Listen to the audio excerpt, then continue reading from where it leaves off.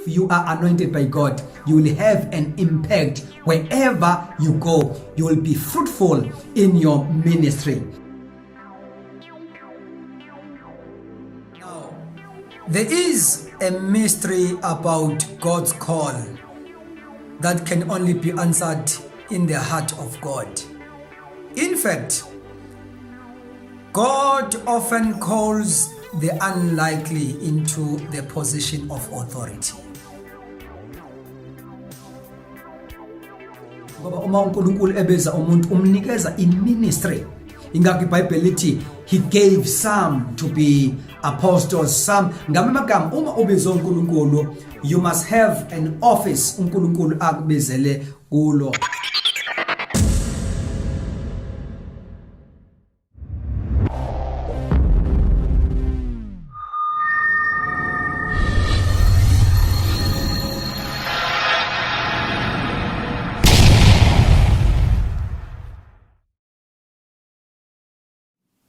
Sibingelele egameni elihle lenkosi yethu Jesu Kristu. Sibonga kakhulu uNkulunkulu siqhubeka nesubject yethu. This is part 3. We subject about the divine call. Now amavesi eswafundile noma engathi mhlambe ke i-theme verse yale subject is 1 Corinthians chapter 12 verse number 28, and also the book of Ephesians chapter 4 verse number 11. Lithi izwi lenkosi, and God had set some in the church, first apostles, secondarily prophets, thirdly teachers, after that miracles, then gifts of healings, helps, government, diversities of tongues. Then Ephesians 4 verse number 11, and he gave some apostles and some prophets and some evangelists and some pastors and teachers. Now, we have said ukuthi amagama awukhiye as well, speaking about the divine call ukubizwa komuntu ebizwa uNkulunkulu for the ministry. The key words here amagama ati, and God had set some. It must be God who set some in the church, ngoba kuyenzeka ukuthi kube khona vice versa, uthola ukuthi kukhona abantu abangena kwi-ministry because of influence yabanye abantu. It must be God who set people in the church. Njengoba no Paul esho kwabaseFesu ukuthi he gave some, uJesu noma enikeza the ministry gift kwaba uyena uJesu, who is supposed to give people, anoint people for different ministries. That is very important. Now we have tried to unpack mhlambe izinto ezibalekile kusukela ku part 1 of this subject. Sikhuluma ngohlobo labantu ababezwe uNkulunkulu ukuthi bahlukene kathathu. Sinabantu abayibize bona bangena emsebenzini kaNkulunkulu for their own personal agenda, of which is one of the reason why ibandla likaNkulunkulu lingakwazi ukumove effectively, because once we are led by people who are not divinely called, leyo nto ke iblocker yonke into uNkulunkulu angayenza, because abantu ababezwe uNkulunkulu kufanele kube ngabantu who are taking orders from God, abangabuzi kwinyama negazi, abangabuzi emntwini. Now we have tried also indaba ukuthi how can you discern, how can you sense ukuthi uNkulunkulu ukubizile, how can you be sure ukuthi uNkulunkulu ukubizile. We have tried to pick up izinto ezibalekile, nanokuthi ke well uNkulunkulu you are sure ukuthi ukubizile, but fanele kube khona izinto ezingama indications kuwena, like you must have inhliziyo yomsebenzi kaNkulunkulu. Baningi abantu abasemsebenzini wenkosi kodwa abanayo inhliziyo yomsebenzi, yet they are called, they are claiming to be called by God. And then also sakubeka ukuthi ezinye zezinto kufanele ukuthi vele iministry ukuthi uNkulunkulu ukunikezeni. So ngoba when we operate emsebenzini kaNkulunkulu, into eyenza ukuthi umuntu obizwa uNkulunkulu abe fruitful, abe effective, it is the anointing. There must be anointing that is upon your life. Ingakho uJesu ethe kubafundi bakhe hlalani emzini nize nembathiswe amandla kaMoya Engcwele. You know, ungaya eBible school ube nayo theology, it is very good ukuba ne-information, but once you stand before the people, fanele kube ngaphezulu kokuthi ungumuntu who is well versed ngendaba yeBhayibheli, but there must be an anointing, because ngale kwalokho you will inform people.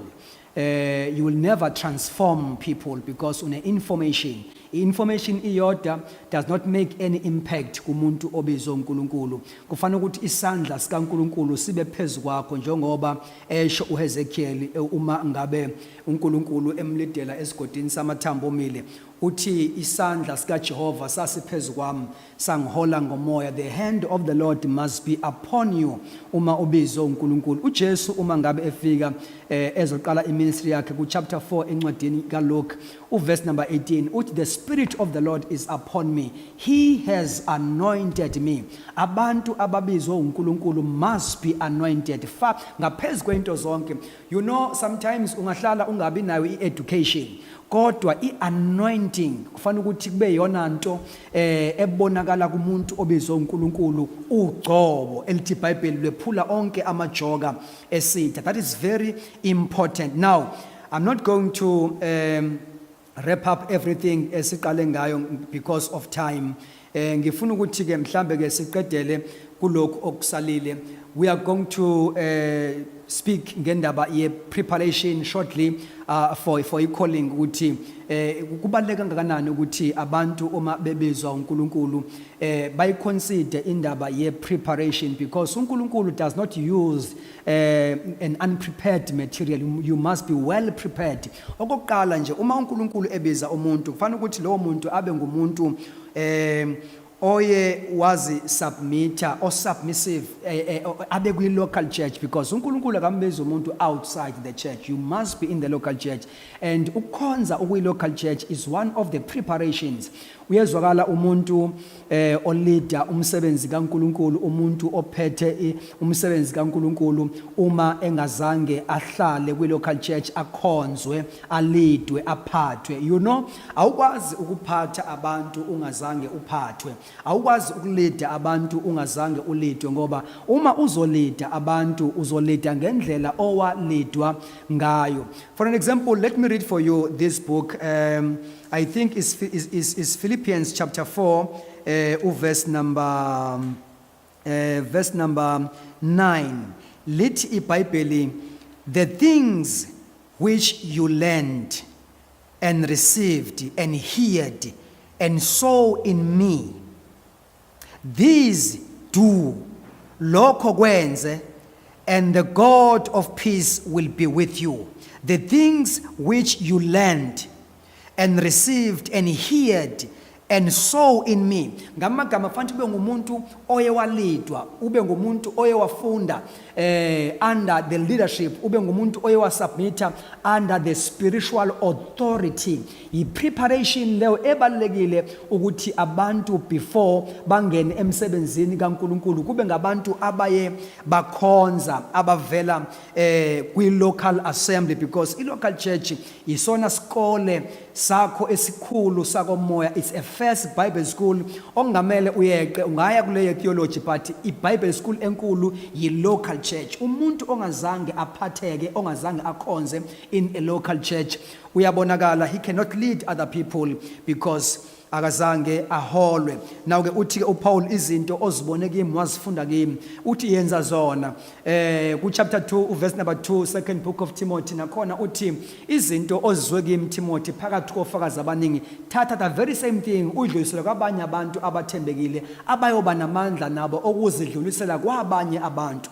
That is very important kwindaba ye preparation. Now ke we need to understand ukuthi there is a process uNkulunkulu afaka kuyo umuntu before amathembele calling amathembele umsebenzi. Now ke uma senza nje example uDavide waqala waba ishepherd welusa izimvu zikayise.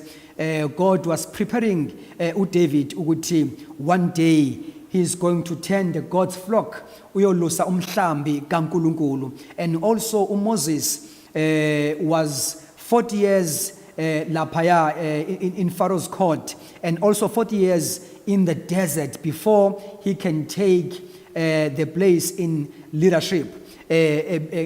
Ngokwe assignment uNkulunkulu ayembizele yona. That is very important ukuthi sivumele ipreparation. Sometimes ke uNkulunkulu uma prepare umuntu akamprepare ngendlela efunwa uye. Yingakho uPaul uDavide wafunda is secret ye submission. You know when you submit, because submission is one of the keys la kwi preparation. Now you need to submit yourself under authority, and submission ungayenzi ibe conditional. Kufana ukuthi usubmit une understanding yokuthi uma usubmita awenzeli umuntu osubmita kuyena. That is why uDavide uthe uma ngabe esubmita wasubmita under the leadership of Saul. Indoda iBhayibheli elibhale black and white ukuthi uNkulunkulu wathutha kuSaul, but uDavide wasubmita ngaphansi kwendoda engena uNkulunkulu ngoba ebambe isecret yokuthi isubmission akumele ibe conditional, and isubmission angiyenzeli omunye umuntu, it is for my own benefit. Now that is why I'm saying uma uzovumela ipreparation, uma uNkulunkulu ezokuprepare, you don't choose ukuthi uNkulunkulu kufanele akuprepare kanjani, but you must allow uNkulunkulu, must allow icebo likaNkulunkulu over your life as uNkulunkulu ekuprepare. So that is very important. Now I want to touch on some very important things here ukuthi mhlambe uma sidlula kwindaba ye preparation. I'm just summarizing. There is a lot kwindaba ye preparation. Njoba ngimention indaba yokusubmit kwi spiritual authority ukwi local church. It's another way of preparation. And number 2, uyenza i process of preparation ungayenzi ibe conditional. Wazi ukuthi it is for your own benefit. Ukuba usubmite uvumele uNkulunkulu ukuthi akulide ngohlobo lwabantu sometimes obonayo ukuthi inyama yakho ayivumi, but ngoba ubambe isecret ye submission. And it's very important. And another way ukuthi uNkulunkulu ukubizele kulomsebenzi esikhuluma ngawo kwi ministry kubalekile ukuthi far above indaba ye calling, you must try by all means to upgrade your knowledge and go to Bible school so that you may be competent in your calling. You know, in as much as uNkulunkulu ekubizile, fanele wazi ukuthi lapha ya emsebenzini kaNkulunkulu, especially ebandleni, ibandla alakhiwa i-calling. Ibandla alakhiwa i-calling. Fanele ibambe leyo nto. Ibandla lidinga i-ministry. That is number 1. Lidinga i-ministry. You must be anointed. You must operate kwi office ethile. It's either you are an apostle, it's either you are a prophet, evangelist, teacher, pastor. Phakathi kwalama ministries awu5 fanele bekhona eyodwa o-operator kuyona. So ngoba ibandla ukubizwa yinto eyenza iassurance kuwe wena obiziweyo, but ibandla ngeke ulakhe ngokuthi ubiziwe, uzolakha ngenxa ukuthi unento yalo, ngoba ibandla lidinga into yalo. Ibandla lidinga i-ministry. You must be sure that God has anointed you, and you must be sure of your ministry ukuthi uNkulunkulu ukubizele kuphi. That is very important. Now far above indaba ye ministry, also you need to learn, equip yourself. Langena khona ke indaba yokuthi you can go to the Bible school so that you may be competent ube fit for your calling, ube fruitful, ube ne-impact endabeni yokubizwa kwakho. Konke lokho it falls under indaba ye-preparation, which is very important. Now, sengiya-ke ngasekugcineni ngifuna ukuthinta-ke le ndaba that is very important ukuthi abantu ababizwa uNkulunkulu babonakala ngani, because we have got many people these days and abanye indaba ye-fivefold ministry bayithatha njengendaba yama-titles. Kulula ukuthi umuntu ayibize ngompostoli, kulula ukuthi umuntu ayibize ngomprofeti, kube yi-title, kungabi i-ministry, because akukho necessary ukuthi uzititleise nge-ministry ethile. Into ebalulekile ukwenza inkonzo ukuthi this apostleship ongaphansi kwayo noma mhlambe ozititlishe ngayo iyabonakala yini ekwenzeni kwakho. That is very important. We are not against indaba yokuthi abantu abashumayela evangeli, abantu abaphethe umsebenzi kaNkulunkulu kufanele ukuthi baziwe ngokwama ministries abo. That is very important. We need to know ukuthi uNkulunkulu ukunikeze ini, kodwa indaba yokuthi sikuthathe as a title ila kufuneka konakala khona izinto. It is not a title, isho umsebenzi, it is a ministry. That is why uma uNkulunkulu ebiza uBarnabas no Paul, kune statement that is very, very powerful when you read incwadi yezenzo chapter 13, I think verse number 2, if not verse number 3. Uthi ngikhipheleni oBarnaba no Saul baye emsebenzini. You must underline amagama athi baye emsebenzini, baye emsebenzini engibabizele wona. Now, apostolic ministry is a work that must be seen ekusebenzeni kwakho lapha. It's a ministry fanele ibonakale ekusebenzeni kwakho. If you are a prophet, fanele kubonakale ukusebenza usetshenziswa uNkulunkulu ukuthi you are operating kwi dimension ye prophetic ministry. Uthi uNkulunkulu ke abaye emsebenzini. It is not about title, it is about work. Ukuthi yini oyenzayo as you have called yourself an apostle or a prophet. That is very important. Now ke abantu ababezwe uNkulunkulu sibabona ngani? How can you observe? How can you tell ukuthi lo muntu is a man of God? You remember indaba yomshunemikazi